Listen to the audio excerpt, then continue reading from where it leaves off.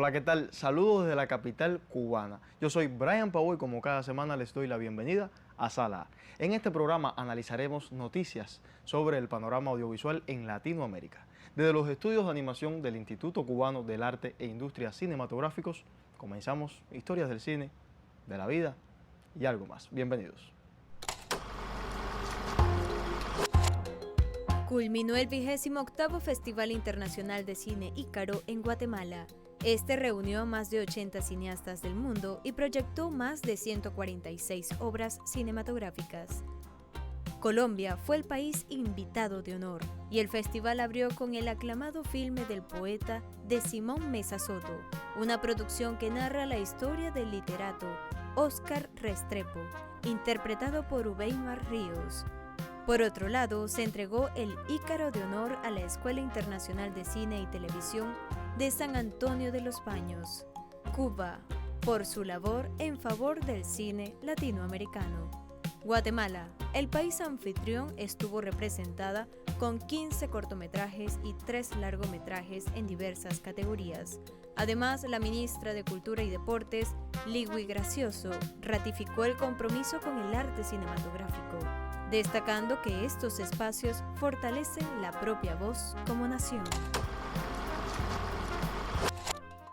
Continúan los preparativos para la 46ª edición del Festival Internacional del Nuevo Cine Latinoamericano de La Habana, a desarrollarse en el último mes del 2025.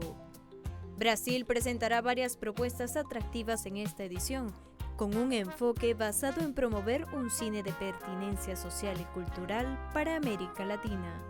En el contexto de la sección competitiva de largometrajes de ficción, el filme El Último Azul es una de las favoritas por ser una apuesta por el cine reflexivo y liberador. El Último Azul está coproducido por México, Chile y Holanda y dirigido por Gabriel Mascaró. La película se centra en Teresa, una mujer que siempre ha vivido en la Amazonía y recibe una orden oficial para trasladarse a una residencia de ancianos, con el fin de maximizar la productividad económica. Del 4 al 14 de diciembre se espera que películas como esta sean proyectadas en los cines de La Habana. El éxito de una producción audiovisual no se mide solo por su resultado económico. Su mérito real está en las técnicas de filmación innovadoras que la definen. Desde su esperado estreno, la adaptación del clásico de Mary Shelley, realizada por el director mexicano Guillermo del Toro, Frankenstein, ha cautivado a las audiencias alrededor del mundo. Se ha mantenido firmemente en el top 10 global en plataformas streaming. Guillermo del Toro ha dado forma a una versión de Frankenstein que busca desafiar el arquetipo clásico, concibiendo a la criatura no como una víctima de un accidente, sino como una bella obra de arte hecha a mano. El proceso creativo, impulsado por una obsesión que data de la niñez del director, se centró en la estética y el detalle anatómico. El diseño se basó en el arte clásico, como la estatua de San Bartolomé, desarrollado en Milán, para guiar la disposición de músculos y tendones, y en referencias a estatuas de alabastro para crear una paleta de colores etérea, marfiles, azules pálidos y violetas. El equipo de efectos de maquillaje, liderado por Mike Hill, diseñó las prótesis de silicona médica con líneas que siguen rutas anatómicas, pero priorizan la estética. Además, los fantomas dentales históricos sirvieron de inspiración para los aparatos metálicos como la máscara y la caja torácica, utilizados en la reanimación. Nos vamos a una pausa muy breve. Al regresar nos acompaña Alejandro Fierro. Alejandro es investigador español, columnista, crítico de medios digitales y además autor del libro Qué grande era el cine. Con él vamos a hablar sobre la crítica cinematográfica y ese pensamiento desde nuestra América. Ya volvemos con más de Sala A, solo por Telesur.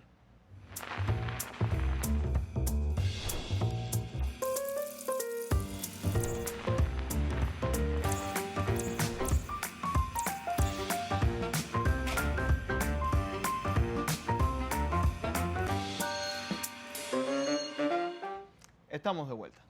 El vasto universo cinematográfico nos invita constantemente a la reflexión. Ver una película es solo el inicio de un proceso mental que para muchos puede extenderse por días. La crítica de cine, ese arte de segundo orden, transforma el simple visionado en un profundo ejercicio intelectual y emocional. Pero, ¿cuál es exactamente la importancia y la función del crítico de cine en este proceso? Vamos a verlo con el siguiente material. La crítica cinematográfica, más allá de ser una simple calificación o reseña, se establece como un profundo ejercicio de reflexión cuyo objetivo principal es hacer pensar al lector y espectador visual sin imponerle una opinión. Este enfoque eleva al crítico de mero juez a un facilitador intelectual en la experiencia artística. Por lo general, la crítica cumple con el objetivo de dar al lector herramientas para su propio análisis, resaltar la belleza de la obra de arte original y distinguir y advertir sobre obras que puedan tener un trasfondo de dudosa ética. El crítico debe ser consciente de su subjetividad, pero utilizarla para establecer criterios firmes.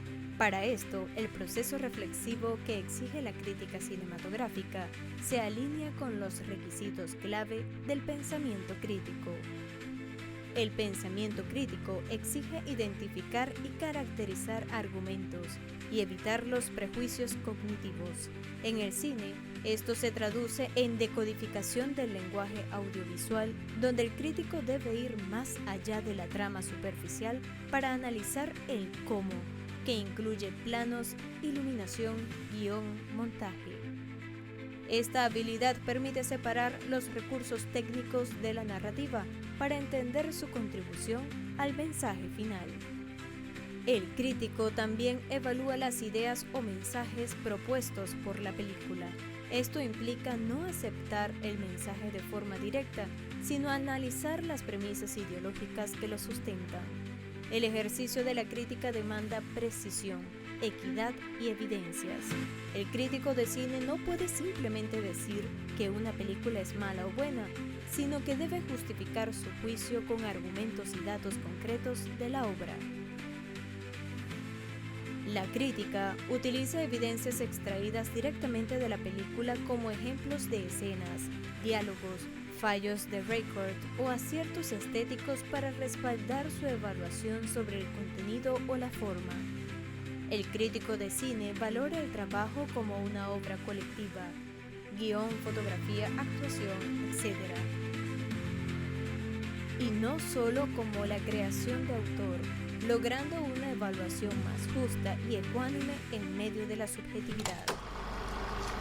Y para profundizar más en este tema nos acompaña Alejandro Fierro, investigador de la Fundación GIS 21, columnista y crítico de medios digitales, además, ya lo decíamos ahorita, autor del libro Qué grande era el cine. Con Alejandro vamos a conversar a fondo sobre la crítica cinematográfica y el pensamiento crítico en el cine del sur global. Alejandro, bienvenido a Sala A. Qué gusto tenerte con nosotros. Un saludo muy cordial, Brian, también un saludo a todo el equipo que hace posible Telesur y por supuestísimo un saludo a toda la audiencia de Telesur en todos los continentes. Alejandro, desde su perspectiva, ¿cuál es el papel fundamental de la crítica en el ecosistema audiovisual de hoy? La crítica en este ecosistema audiovisual tan peculiar que vivimos en el 2025, con una absoluta oferta infinita a través de las plataformas, no debe limitarse nada más que a una reseña cinematográfica o estilística, sino que también debe ser una suerte de faro, una suerte de luz que guíe al público para saber discernir entre la variadísima y amplísima oferta cinematográfica que está a disposición de cada usuario cada día. Hace 30 o 40 años el panorama cinematográfico era muy diferente, las opciones que tenía el espectador para poder elegir eran muy limitadas, ahora sin embargo es absolutamente infinito, tanto en producción actual como en producción pasada. Cada vez más, y lo vemos sobre todo por ejemplo en Internet, un crítico debe ser esa guía, debe ser esa linterna que ilumina, que alumbra, que señala las películas a las que entre esa oferta infinita, repetimos, el espectador debería o darle los motivos por los que debería acceder a ella. En la era de opiniones instantáneas y el consumo masivo efímero, existe un debate sobre la accesibilidad del análisis y la profundidad. ¿Cómo debe ser el lenguaje de una crítica efectiva? ¿Puede ser una pieza académica o debe aspirar a traducir el lenguaje cinematográfico para que llegue a todo tipo de público?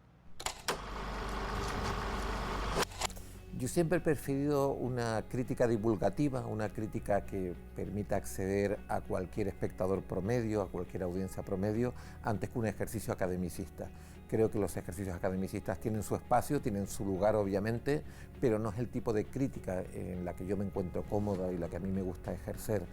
Yo querría estar o querría que lo que yo escribo, que las críticas que yo realizo, pudieran llegar a ese público que está en las salas de cine, que está en sus casas, que necesita esa linterna de la que hablábamos antes, y hay que hacer un esfuerzo divulgativo, un esfuerzo, digamos, didáctico, pedagógico. Eso no quita que la crítica más academicista, más historicista, la que se pega a los cánones de la investigación cinematográfica, no tenga un valor, pero eso tiene que ser traducido para que pueda llegar después al gran público. Una crítica que se queda solo en el Sancta Sanctorum de los grandes críticos, en esas torres de marfil, creo que pierde toda su potencialidad, creo que pierde todo su valor. Alejandro, ¿cuál es la responsabilidad de la crítica? ¿Es su deber advertir o señalar el impacto de una obra, ya sea por su belleza o por su potencial mensaje nocivo? ¿Dónde se traza la línea entre la crítica y el juicio ideológico? Creo que la crítica debe huir de todo juicio ideológico, aunque esto es difícil. Todos tenemos una ideología, todos tenemos una forma de pensar, todos tenemos unos valores y todos tenemos una forma en la que creemos que la sociedad debe ordenarse. Pero cuando uno se sienta a escribir debe intentar dejar eso aparcado fuera. Esa ideología la tiene que colocar uno en el perchero, como si fuera un abrigo, ¿no? A partir de ahí, el crítico debe hacer no solo un juicio estético, no solo un juicio cinematográfico, sino también poner a dialogar la película con los valores imperantes de su época y con la máxima honestidad posible y sin intentar condicionar o influenciar ideológicamente al espectador. Debe ser el espectador el que le ponga ese valor ideológico, pero nunca el crítico. El crítico debe señalar, debe apuntar, debe iluminar, pero nunca debe condicionar ni dirigir al espectador. Es un esfuerzo porque en la escritura, a la hora de que uno se sienta a escribir o se sienta a hablar, de alguna forma sale ese corsé ideológico que todos llevamos dentro, pero un crítico honesto debe hacer un esfuerzo por la objetividad. Llegar a la objetividad es imposible, la objetividad nunca se consigue, somos seres subjetivos, pero la tendencia a la objetividad sí que se debe por lo menos buscar. ¿Cuál es la responsabilidad de la crítica de cine frente a las narrativas hegemónicas que vienen de Hollywood o del norte global? ¿Debe la crítica servir de filtro para identificar y desmantelar la propaganda ideológica incrustada en las grandes producciones? La crítica debe analizar los valores ideológicos que permean no solo de Hollywood, sino de cualquier tipo de industria, de cualquier tipo de lugar desde donde que venga una película. No solo las películas de Hollywood tienen un condicionante o un corsé ideológico, también la tienen las películas de cualquier país. El crítico debe ser capaz de analizar esto y capaz de ponerlo en claro y que después sea el espectador el que juzgue.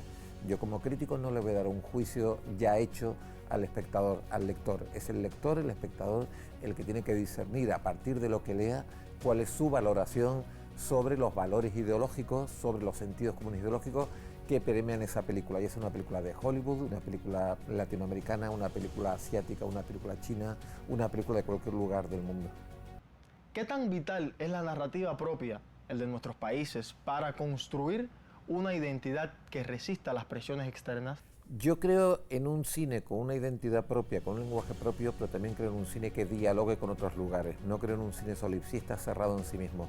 No creo que tenga que haber un cine que propone una identidad, porque no tengo muy claro qué son las identidades. Una identidad, por poner ejemplo, venezolana, española, colombiana, angoleña. El cine parte de unos países, pero a la vez ese cine tiene que ser capaz de dialogar en este mundo hiperconectado, en este mundo hiperglobalizado. No estamos en tiempos de autarquía cinematográfica, estamos en unos tiempos donde lo que enriquece los posicionamientos cinematográficos es precisamente ese continuo trasiego de información cinematográfica. Pensemos que ahora, desde cualquier lugar del mundo, podemos ver películas hechas en cualquier lugar del mundo.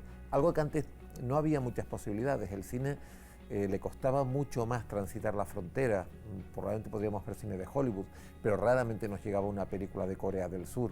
Ahora podemos acceder a una película coreana, a una película africana, y creo que ese diálogo es muy rico. Y a partir de ahí, desde ese diálogo, enriquecer el lenguaje cinematográfico. Ya decíamos ahorita que usted es el autor de Qué grande es el cine. ¿Qué lecciones nos puedes ofrecer desde este libro para cultivar el ojo crítico del espectador? Uno de los objetivos con Qué grande era el cine, sobre todo para las generaciones más jóvenes, pues hacerles ver que el cine no empezó con El Señor de los Anillos. Hay que ver cine de antaño, no solo para entender el cine del presente, para saber de dónde vienen muchas cosas que ahora pueden parecer novedosas, pero no lo son, sino también porque es un enorme disfrute ver una película de Billy Wilder, una película de John Ford, una película de Federico Fellini.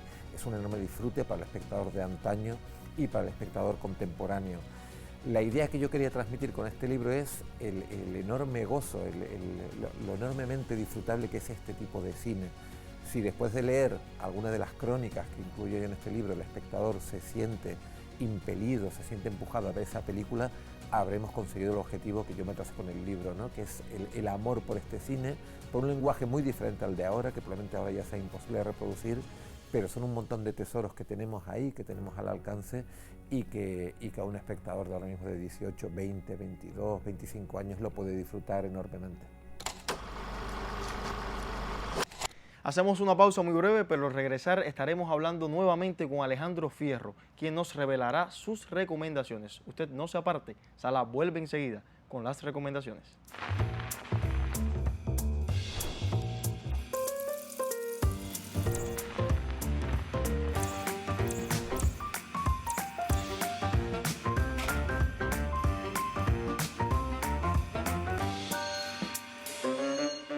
Estamos de vuelta con más de Sala A y vamos a seguir hablando con Alejandro Fierro, quien nos dará sus recomendaciones.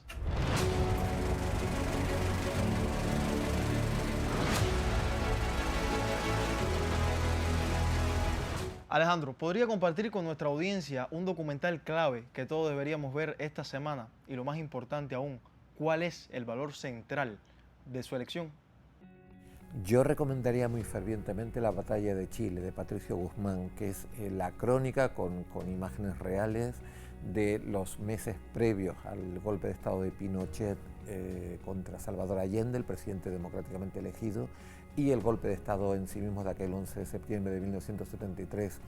El documental, muy extenso, es una crónica terrible, dura, muy dura, sobre cómo el poder militar, el poder fascista dio un golpe sobre la democracia chilena. Son imágenes absolutamente sobrecogedoras que actúan no solo como documento histórico de esa historia que estamos obligados a conocer, sino que también consigue que sea un documento emocional sobre qué es la libertad, qué es la democracia, qué son los derechos humanos. ¿Hay alguna serie que esté viendo en este momento? ¿Cuál y por qué recomendarla a nuestra audiencia? Me gustaría recomendar Adolescencia, Adolescence, esa película sobre este jovencito, este adolescente acusado de cometer un crimen, que es toda una radiografía sobre la adolescencia actual, el tema de las redes sociales, el cómo los chicos adolescentes se pueden sentir cohibidos o se pueden sentir atacados, además estéticamente con la utilización absolutamente magistral de los planos secuencia. Cada capítulo es un plano secuencia. Es enormemente interesante cómo ha sido rodada la serie. Es una serie muy pequeñita, creo que son apenas 4 episodios. Son unas actuaciones increíbles, sobre todo del chico adolescente, un chico que debe tener 13, 14 años, es impresionante cómo actúa. Y yo creo que es una serie muy recomendable y además para toda una gama de públicos, para público tanto adolescente como joven, como adulto, padres y madres de familia. ¿Cuál es la obra cinematográfica de ficción que considera la más influyente en su carrera y en su visión del cine? Yo me quedaría con La Estrada, una película que bajo la apariencia de una fábula, de una suerte de cuento, lo que nos está relatando es una radiografía de las emociones, de las lealtades, de formas de ver el mundo, de los sentimientos. Es una de las películas que yo recuerdo, la vi muy jovencito, me emocionó profundamente Y yo cuando la vi dije, yo quiero de alguna forma dedicarme a todo el mundo del cine, desde el lugar en el que sea, me da igual que sea como espectador, como crítico, el que sea. Es una película que sigo viendo una vez al año, una vez cada 2 años, y realmente todos esos valores que irradia, toda esa emocionalidad, esa Julieta Massina, que es una mezcla entre Chaplin y el teatro kabuki japonés, cómo nos sigue golpeando el corazón, cómo nos sigue afectando a todas las generaciones por encima del tiempo, ¿no? Es una película que yo recomendaría muy fervientemente, La Estrada de Federico Fellini. En la obra que vamos a analizar a continuación, la música es fundamental. Es el pulso dramático de la historia que guía a los espectadores más allá de los diálogos. La música aquí no se escucha, se siente. Los detalles y las razones que la hacen absolutamente imprescindible, la veremos a continuación.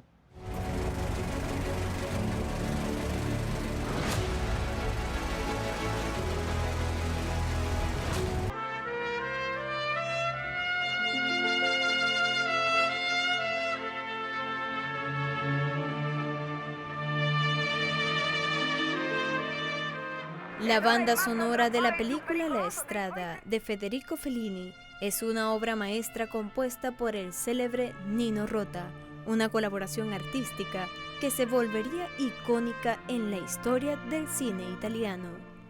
La música de Rota captura la tristeza profunda, la soledad y la inocencia de su protagonista. Gelsomina, el tema principal, es especialmente memorable y desolador, caracterizado por una melodía simple y conmovedora, frecuentemente interpretada por un solo de trompeta. Compuso este tema basándose en un motivo que le recordó el larghetto de la serenata para cuerdas en mi mayor, de Antonín Dvořák. Este motivo fue modificado para crear su propia melodía. A través de esta partitura, Rota no solo ambientó la vida circense y errante de los personajes principales, Zampano y Gelsomina, sino que también forjó un sonido inconfundible que interpreta la nostalgia de Fellini y la melancolía de su cine. Questa poverina è tanto buona, però è venuta su un po' strana.